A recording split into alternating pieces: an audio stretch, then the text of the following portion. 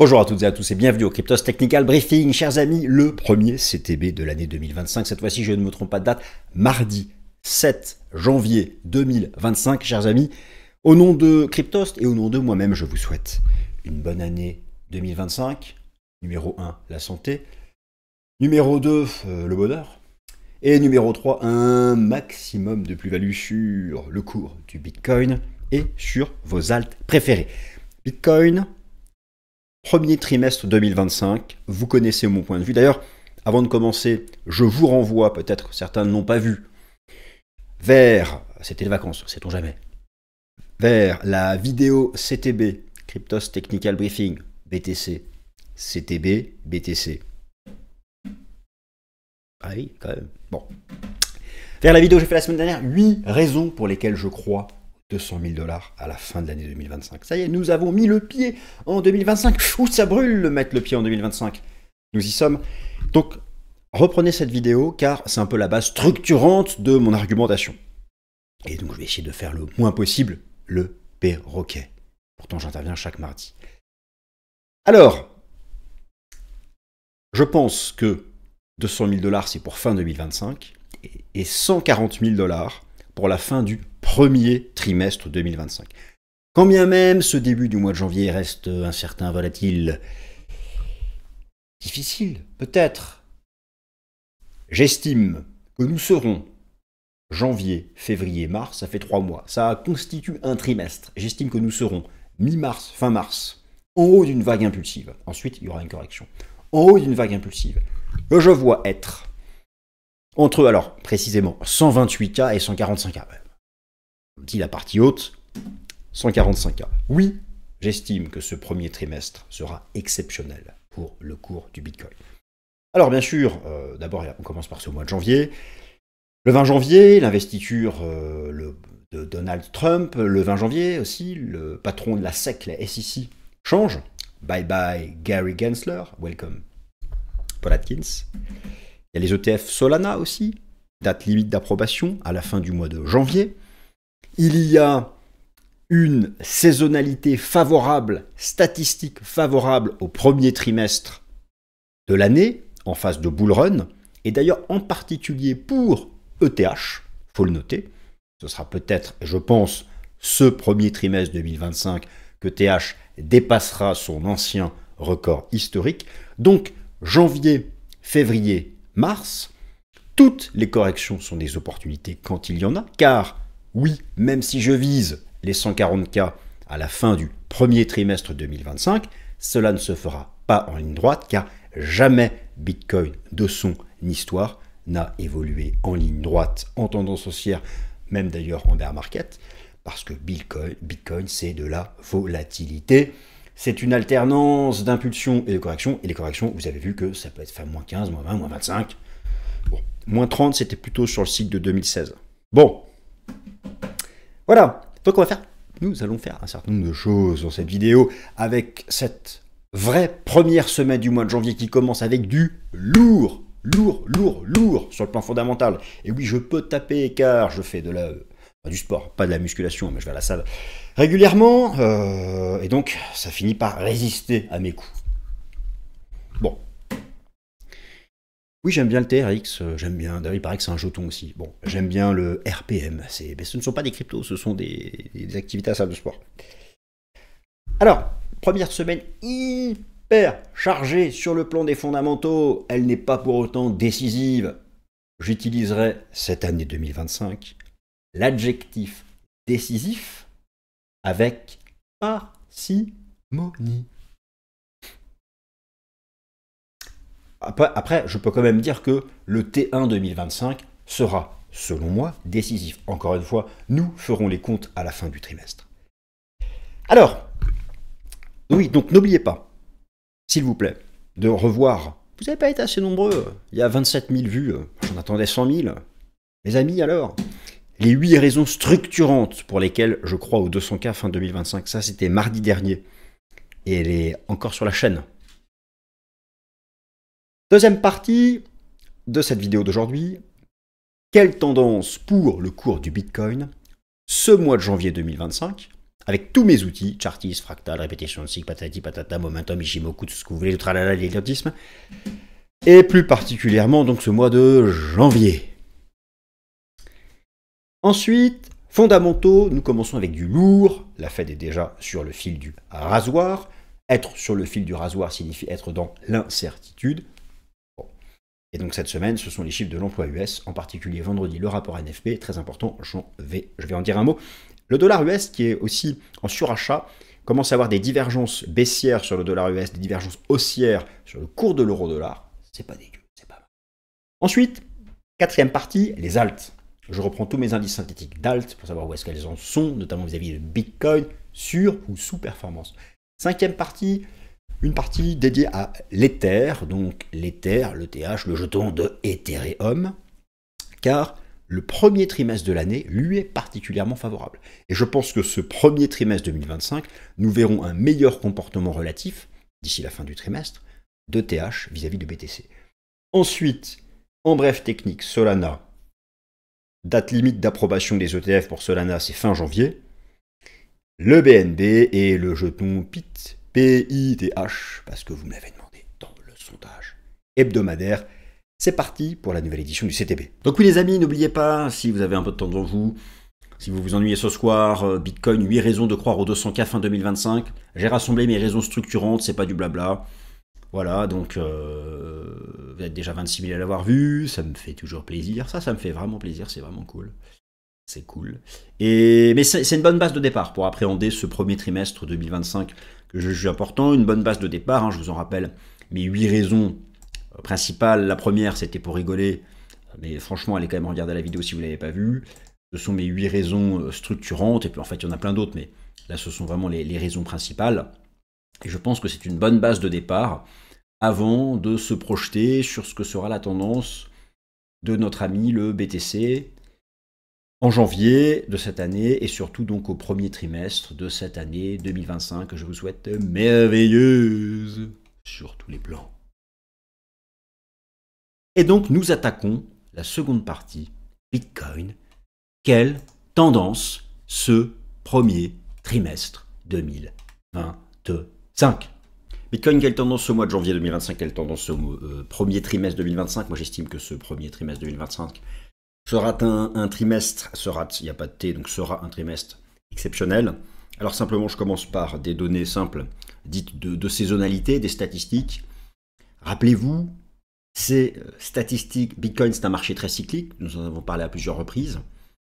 Alors, c'est pas précis à la semaine près, au mois près, mais les grandes périodes, cela fonctionne très bien. Et rappelez-vous, je vous avais fait un topo au 3e trimestre 2024 en vous expliquant que le 4e trimestre était statistiquement un trimestre très favorable et nous avons eu un plus 47%. Rebelote, nous reprenons les mêmes outils pour démarrer l'année. Nous avons démarré le 1er trimestre 2025 et en moyenne, le 1er trimestre de l'année est le second trimestre le plus favorable après le 4e trimestre, notamment en période de bull run. Notez que Bitcoin prend déjà 8% depuis le début de l'année. Lorsque vous regardez ça en détail, mois par mois, le premier trimestre est donc cette période qui associe les mois de janvier, février, mars. Les performances les plus intéressantes sont sur le mois de février et le mois de mars, et en particulier le mois de février, le mois de janvier étant plus incertain. Au passage, mais j'en redirai un mot tout à l'heure en parlant de l'Ether, le premier trimestre est statistiquement le trimestre le plus favorable pour le jeton Ether de Ethereum. Alors c'est probablement ce premier trimestre de l'année que nous verrons ETH faire un nouveau record historique, donc sur janvier, février, mars. Ça ne veut pas dire le 7 janvier, ni le 8 janvier, ni le 9 janvier. Enfin, vous connaissez la chanson. Alors, le cours du Bitcoin, mes outils, Chartis, Fractal, Ishimoku, Répétition Seek, patati patata, intraday, daily, weekly, tout ce que vous voulez. Le cadre de fond, nous sommes toujours... Alors, je pars toujours du scénario minimaliste qui consiste en la construction de la vague 5, théorie fractale classique, en fractal héliotiste, les grands marchés haussiers, d'ailleurs baissiers aussi, se construisent en 5 temps, vague 1, vague 2, vague 3, vague 4 et la vague 5. Les vagues 1, 3 et 5 sont des vagues impulsives et se sous-décomposent en 5 temps. Vague 1, vague 2, vague 3, vague 4, vague 5. Alors là, nous avons passé, je pense pour la plupart d'entre vous, ensemble cette vague 4 de 8 mois, qui annonçait la vague 5, nous y sommes, et nous sommes toujours dans la construction de cette vague 5. L'objectif théorique de la vague 5 se calcule en projetant l'amplitude, soit 0,618 du bas de la 1 au top de la 3 au bas de la 4, ce qui donne 128 000 $, soit une projection de la vague 3, grand maximum 100% de la vague 3 au bas de la vague 4, ce qui donne 145 000 $. C'est la cible que je fixe pour ce premier trimestre 2025, quelque part entre 128K et 145 000 $. Alors, maintenant, la façon d'y aller, c'est à nouveau en 5 temps. Vague 1, vague 2, vague 3. Donc ici, vous avez un graphique qui représente les bougies japonaises en données journalières. Nous sommes en données journalières. Nous sommes au passage 262 jours après le halving, 1156 jours depuis l'ancien sommet, 778 jours depuis le point bas du précédent bear market. Cette vague 5 se construit donc en 5 temps. Nous avons fait le temps 1, le temps 2, la grande 3. Et là se pose la question de savoir, avons-nous fini la 4 et sommes-nous déjà dans la 5 de la 5, celle qui va nous mener ce premier trimestre entre 128K et 145K par Bitcoin. Alors là, il y a deux hypothèses qui sont encore sur la table et moi, j'en ai choisi une dès lors que l'on tient certains supports. Une vague 4, c'est une vague corrective. Une vague corrective peut prendre plusieurs formes en fractal. Ici, vous avez des éléments de base. La forme évidente que cette vague 4 a pris est celle d'une correction en zigzag. La correction en zigzag se décompose en 3 temps, les traits A, B, C, à l'intérieur de laquelle vous retrouvez 5 temps, 3 temps, 5 temps. L'hypothèse numéro 1, c'est que nous ayons fait, dans la correction de fin décembre, les 3 temps. Vague A, vague B, vague C, et que nous ayons donc validé la vague 4 avec le bottom du 30 décembre, et que le marché, après s'être accroché à sa moyenne mobile exponentielle à 50 jours, après avoir repris sa moyenne mobile simple à 50 jours, après avoir fait finalement quelque chose d'assez similaire à ce qu'il avait fait au cycle précédent. Ici, je compare les cycles en tenant compte du nombre de jours depuis le breakout de l'AXE ATH et en positionnant cette fameuse moyenne mobile à 50 jours. Sur le cycle de 2020, elle avait fait support jusqu'au printemps. Sur le cycle de 2016, elle avait fait support, parfois on passait en dessous, mais dès qu'on la reprenait, ça passait, ça repartait en tendance haussière. Le marché semble pour le moment avoir choisi donc le schéma du cycle de 2020. Donc, combinaison des facteurs techniques, chartisme, fractal, Ichimoku, le marché a donc repris ses moyennes mobiles. J'y ajoute les enseignements du système Ichimoku et donc la hausse depuis quelques séances a permis de reprendre à la fois le Kumo, donc la SSA, la partie haute du nuage ici du système Ichimoku et surtout donc la Kijun qui correspond au niveau des 100K que vous voyez ici en marron. Alors, je pars du principe que le marché ayant franchi ses résistances, alors certains ne sont pas d'accord, hein, parce que je m'explique, une vague B peut retracer 61,8 à 78,6 d'une A. Donc si ici nous avons fait la A, que nous sommes encore dans la B et qu'il manque la C de la 4, ici là nous sommes qu'à 61,8, c'est encore possible jusqu'ici, hein, si on va jusqu'au bout du scénario où la correction ne serait pas terminée. Mais moi je fais le choix de considérer que tant qu'on tient certains supports, il est plus probable que cette fameuse C de 4, A, B, C, donc correction standard en zigzag, vague 4. D'ailleurs, on retrouve, alors, en vague 4, hein, ça peut être des flats, ça peut être des structures en triangle, ça peut être un zigzag. Là, en fractal, on voit bien que c'est la forme du zigzag qui a été prise. Eh bien, moi, je fais le choix de considérer que tant qu'on se maintient au-dessus de SMA 50, tant qu'on se maintient au-dessus de la Kijun weekly du daily du système Ichimoku, du Kumo, et bien que cette vague 4 soit terminée. Naturellement, si le cours du Bitcoin devait dropper et réintégrer tout ça, casser à nouveau les 100K, casser la SMA 50, repénétrer à nouveau dans le Kumo, eh bien, il va falloir accepter que le marché, en fait, n'a fait ici qu'une vague B, A, B, C, et qu'il manque donc la C de la 4, qui retrace, elle, la grande 3, et donc le marché n'aurait pas fait le bottom sur 23,6 de retracement de la grande 3, mais davantage quelque part vers le 38,2. Ce sont les deux hypothèses qui sont sur la table et qui le seront tant qu'on ne dépasse pas l'ancien sommet. C'est ainsi. L'analyse fractale. Ensuite, il y a bien sûr des probabilités, des biais, et comme on a dépassé quand même certaines résistances, eh bien, je continue moi de privilégier donc ce scénario ici, une vague 4 qui aurait été terminée donc le 30 décembre, nous serions en fait déjà dans l'amorce dans la phase initiale de ce que j'appelle la 5 de la 5. La 5 de la 5 nous mènera ici, d'ici la fin du premier trimestre. Janvier, février, mars. Donc d'ici fin mars. Vous comprenez que d'un point de vue temporel, il y a largement le temps que la 4 soit déjà finie, mais il y a aussi le temps d'aller la faire plus bas avant de repartir. Dans tous les cas, il y aura, selon mon approche, la 5 de la 5, qui nous mènera ici, d'ici la fin du premier trimestre, en 128. Et les 5,45. Alors bien sûr, on affine tout ça avec le contrat futur du CME, lui qui s'est repris aussi à proximité de MA50 et SMA50. Alors, là aussi, les enseignements du système Ishimoku, reprise ici de la Kijun, d'ailleurs ça correspond à peu près au niveau des 100K sur le Bitcoin Spot. Et puis, nous pouvons affiner tout ça à l'aide des graphiques intraday et notamment donc, du graphique H4. Alors, ça, j'ai trouvé ça très percutant de voir que moi, j'estimais qu'on était en vague 4 tant que le marché en H4 se situait sous le Kumo. Effectivement, il y a passé donc de mi-décembre jusqu'au début du mois de janvier. Le marché a redépassé le Kumo, la lagging span s'est libérée. Notez la prise d'appui propre de la lagging span sur le Kumo ici, et surtout le contrat futur du CME, là où se trouve la haute finance américaine, lui aussi a donc fini par se libérer du Kumo. Et donc, ça correspond à peu près ici au niveau des 100K sur le Bitcoin Spot. En clair, eh bien, nous pouvons considérer que cette vague 4 est terminée. En gros, il faut tenir les 98 100K. On va pas se mentir. Voilà, il faut en clôture journalière ne jamais repasser en dessous. 98 100K. C'est la zone qui doit démontrer son rôle de support pour avoir cette conviction ferme que la C de la 4 est terminée et que nous ne sommes pas dans une B de 4 avant une C de 4. Mais dans tous les cas, à la fin, il y a la 5 qui, elle, nous mène, donc vous savez où.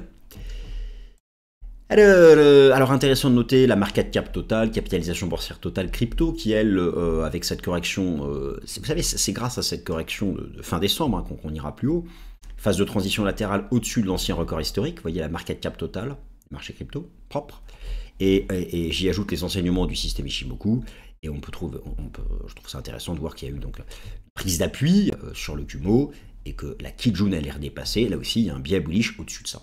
De cette Kijun. Donc, au final, hein, la Kijun Sen daily, la Kijun Sen journalière, système Ishimoku, sur le Bitcoin Spot, sur le Bitcoin contrat futur ici de la bourse de Chicago, le CME, Chicago Mercantile Exchange, eh bien, ce sont les niveaux sous lesquels il ne faut pas repasser.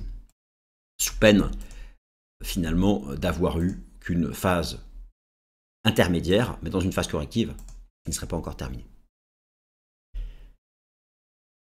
Alors, maintenant, la fameuse répétition de cycle. Alors, c'est vrai qu'il y a plein de façons de faire la répétition de cycle, en tenant compte du nombre de jours depuis le halving, le nombre de jours depuis l'ancien record, le nombre de jours depuis le point bas d'Hubert, le nombre de jours depuis la cassure de la XATH et la répétition calendaire. Oui, je me tape ça tous les jours, m'ajoutif. La répétition calendaire, naturellement, a ses limites. Ce serait trop facile si chaque mois on faisait la même chose que le cycle précédent le même mois. D'ailleurs, vous avez ici le cycle de 2020, le cycle de 2016. Alors, je donne les dates de halving, sachant que chaque cycle quadriennal est structuré autour de son halving. Encore une fois, la vidéo de la semaine dernière vous redonne les explications. Nous sommes en noir. Alors, ici, en fait, c'est le cycle de 2020 et le cycle de 2016 alignés sur le cycle précédent. Et vous avez des trajectoires de prix supposées si le cycle actuel faisait pareil que 2020-2016. Vous me suivez? Donc, si on faisait pareil que 2016, ça veut dire qu'on est à 1 million de dollars fin 2025. Si on fait pareil que 2020, ça veut dire qu'on est à 300 000 dollars fin 2025. Au final, nous sommes en noir. Vous voyez que parfois on s'aligne, et puis parfois on fait n'importe quoi. On fait... Oui, attends, il ne faut pas déconner. Bien sûr que le cycle actuel va faire son propre chemin. Il trace sa route. Donc, il trace sa route. Et donc, il est ici en noir, et vous voyez, donc, il est actuellement désynchronisé des deux. Alors, si on fait de la répétition calendaire, les deux cycles précédents, en janvier, droppaient. Sauf que les deux cycles précédents ont chuté en janvier parce qu'ils avaient eu une super hausse fin décembre. Et nous, on a eu une correction fin décembre. Mais bon, donc cette correction, la répétition de cycle calendaire est moins percutante. Mais il faut toujours l'avoir en tête. La répétition de cycle en tenant compte du nombre de jours depuis la cassure de l'ATH, je l'utilise surtout pour pouvoir estimer quand est-ce qu'on aura la fin du bull market, puisque à peu près au même moment, au même nombre de jours depuis l'ex-ATH, on aura à peu près la fin du bull run, donc vous savez bien, entre août et octobre prochain. Mais j'utilise ça aussi pour comparer un peu la structure, et notamment le comportement des prix vis-à-vis de MA50, moyenne mobile à 50, et vous voyez que pour l'instant, on fait quelque chose de plus proche que le cycle de 2020. Alors si on devait d'ailleurs, il manquait donc là nous sommes 262 jours après le halving, s'il manquait la C de la 4, en fait on irait faire un truc comme ça là, comme le cycle de 2016, on irait redropper sous MA50 avant de repartir. Voilà. Donc au final, c'est, oui, clairement, la répétition de cycle post-halving qui produit ses meilleurs effets. En même temps, on peut comprendre, puisque le cycle de Bitcoin se construit autour du halving. Et effectivement, lorsque l'on regarde, nous sommes 262 jours après le halving, et lorsqu'on va voir les cycles précédents, et 262 jours après le halving, on entrait en phase de pump, et lorsqu'on va voir même le cycle de 2016, 262 jours après le halving, voilà, c'était une phase de pump. Donc effectivement, on peut se dire que nous entrons dans une période, d'un point de vue du halving, qui est plutôt favorable.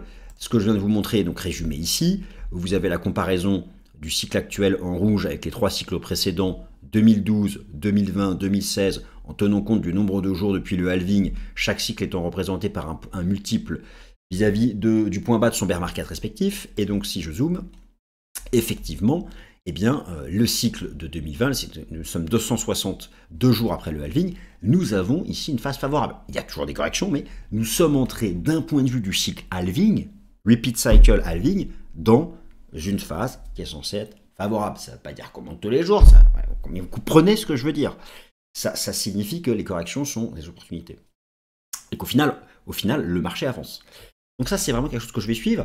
Et j'ai été frappé, moi, de voir que fin décembre, on s'est mangé la correction entre 240 et 260 jours après le halving, comme les 2 cycles précédents. Donc je me dis, il y a peut-être un truc ici qui a été trouvé et qui est intéressant.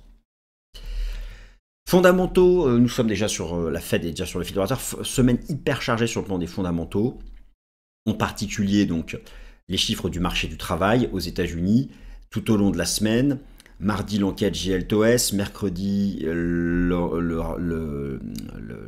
rapport ADP, les inscriptions d'avenir au chômage, et surtout vendredi 10 janvier, le rapport NFP, le rapport sur le marché du travail aux États-Unis.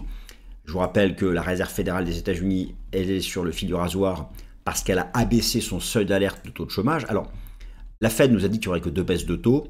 Le marché, lui, n'y croit même pas. Le marché pense qu'il n'y aura qu'une seule baisse de taux. D'ailleurs, il n'y a plus de baisse de taux vue avant le 18 juin. Et vous voyez que la prochaine décision de politique monétaire de la Fed, c'est le 29 janvier. Donc ce sera d'ailleurs une semaine, un peu plus, après l'investiture, la prise de fonction de l'administration Trump. Il y a plein de choses en janvier. Vous avez 20 janvier l'administration Trump. Vous avez, je crois, le 26 janvier, la date limite de validation des ETF Solana, le jeton Sol, SOL. Et donc le 29 janvier la Fed. Il y a à peine 7% de probabilité qu'elle baisse ses taux. Mais ça peut changer très vite. Et c'est pourquoi j'estime que cette semaine est importante. Parce que vous avez notamment vendredi la mise à jour du taux de chômage aux États-Unis. Le taux de chômage dans le cadre du rapport NFP. Le taux de chômage qui est actuellement à 4,2% de la population active. Et donc la Fed, elle, a fixé un seuil d'alerte à 4,3%. Et en réalité, le taux de chômage, il n'est pas à 4,20 là actuellement. C'est arrondi, il est à 4,24. Donc, il suffirait le moindre tic à la hausse. La moindre mauvaise nouvelle cette semaine sur cette ribambelle de statistiques sur le marché du travail aux États-Unis peut amener très rapidement la Fed à infléchir son positionnement et très rapidement le marché à revoir en hausse le nombre de baisses d'auto. Ce sera peut-être pas le cas, mais ça commence dès cette semaine. Il va falloir surveiller notamment la réaction sur le dollar américain, où j'ai l'amorce des toutes premières divergences baissières sur le dollar américain. Et en face de ça, je retrouve naturellement des divergences haussières sur le cours de l'euro-dollar, avec donc un dollar US qui a retracé 61,8 de toute cette baisse, et un dollar US qui se présente dans des conditions similaires à ce que fut la première prise de mandat de Trump ici, où le dollar avait monté en amont, et suite à l'investiture, très vite le dollar entrait en tendance baissière, Trump communiquant largement pour ne pas avoir, pas un dollar faible, mais pas avoir un dollar trop fort, dans le cadre de sa guerre commerciale. Naturellement que si le dollar devait réintégrer cette zone, si le dollar devait repasser à l'intérieur de ce range, donner un signal baissier, valider les divergences, cela serait globalement un facteur de soutien du fait des corrélations pour l'environnement des crypto-monnaies. Donc, et ça, forcément, s'il y a une dégradation du marché du travail US, ça peut appuyer sur le dollar. Ce ne sera peut-être pas le cas, mais en tout cas, c'est un chiffre majeur à surveiller cette semaine. Du côté des altcoins, les alts, on me parle des alts. Alors, les amis, effectivement, tout le monde se souvient que lors du cycle précédent, la dominance de Bitcoin s'était effondrée début janvier et surtout en mars. Mais au premier trimestre du précédent cycle, au premier trimestre 2021, dominance de Bitcoin s'effondrate. Elle s'effondrate et ce fut, à ce moment, la saison des alts. Bon, mais dans un monde différent, en termes de corrélation, en termes politique monétaire, en termes de politique budgétaire, rien à voir avec notre monde à nous. Mais les cycles, et oui, le marché des cryptos est cyclique. Et donc forcément, on a ça en tête. La dominance du Bitcoin a fait un premier rejet, fin d'année, après avoir retracé 61 bits de tout ce bordel, vous voyez ici. Alors là, il y a eu un rebond sur le Kumo, vous avez la dominance du Bitcoin en weekly, et là, elle se situe sous la Kijun. Donc forcément, ça, c'est un pivot important. Tant qu'on se maintient là, alors, se maintenir là-dessous, il y a possibilité qu'on fasse une A, une B, une C, et qu'il manque en fait un nouveau drop de la dominance. Par contre, redépasser la Kijun, la dominance repart, et ça veut dire qu'il n'y a pas de saison des alts. Enfin, les alts peuvent monter, mais la saison des alts, c'est des alts qui surperforment. Mais là, ce serait Bitcoin qui surperformerait. Donc, ça, c'est un pivot à surveiller sur les alts. Mais de manière générale, les alts se comportent très bien. Vous prenez ici Total 3. Total 3, c'est la market cap totale, moins le Bitcoin, moins Ethereum. J'ai dégagé la market cap de 2 stablecoins. On est quasiment revenu au record historique sur les alts. Et j'y applique ici donc les enseignements du système Ishimoku. On a eu cette première impulsive après la victoire de Trump. Là, on a eu une correction. D'ailleurs, regardez le zigzag. Je vous montrais tout à l'heure les structures fractales. A, B, C, et ça repart. Bon, ici, ça saute aux yeux. A, B, C, et ça repart. Voilà. Donc ça, c'est une structure intéressante. Et effectivement, au-dessus du Kumo, au-dessus Tenkan, Kijun, on peut considérer que les alts ont terminé leur phase corrective de fin décembre. Alors, maintenant, parlons de notre grand, notre beau Ethereum. ETH déjà, effectivement, le premier trimestre de l'année est le trimestre magnifique pour Ethereum. Alors, il y a moins de data, je vous l'accorde, mais quand même, il faut le noter, c'est en termes de moyenne, le trimestre, le Q1, le plus favorable à ETH. D'autres éléments intéressants, c'est bien sûr le réveil des ETF ETH. D'ailleurs, au passage, en parlant d'ETF, c'est fin janvier qu'il y a, je ne sais plus si c'est le 24 ou le 26 janvier, la date limite de validation des ETF Solana. Mais en termes de flux, en termes d'inflow net, Ethereum, les ETF se sont largement réveillés. Et ça continue, et là je prends les toutes premières séances de l'année, vous avez eu à nouveau des inflows. Donc tout ça est favorable pour ETH. Toujours aussi important d'avoir un œil sur la force relative entre Bitcoin et Ethereum. Et je trouve toujours très intéressant de voir le ratio ETH-BTC s'accrocher à cette ligne de tendance. Alors certes, il n'a pas dépassé de résistance, certes ça reste faiblard, mais tout de même, le marché s'accroche à cette résistance, tente de dépasser ici la Kijun, il y a des petites dives. Bon, la Tenkan, c'est pas non plus la folie furieuse, hein. C'est pas non plus la folie furieuse, mais c'est une zone de stabilisation.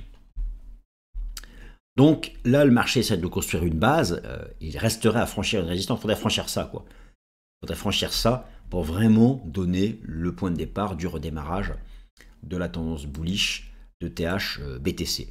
Donc en phase de pause, à suivre.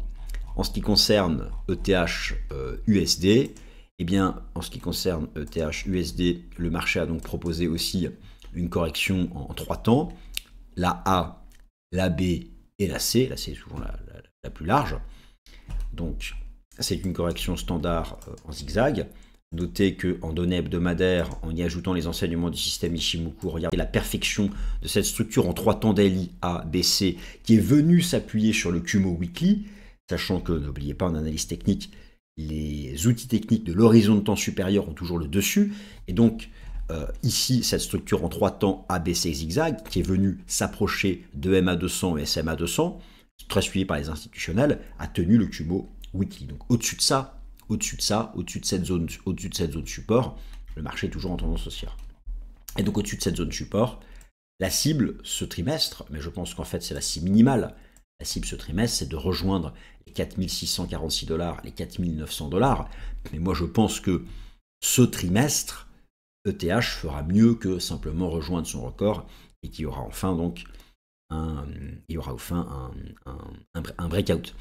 Alors après, forcément, par rapport à Bitcoin et le débat de savoir est-ce qu'on a fini la vague 4 ou pas, ça concerne aussi ETH, c'est exactement la même chose.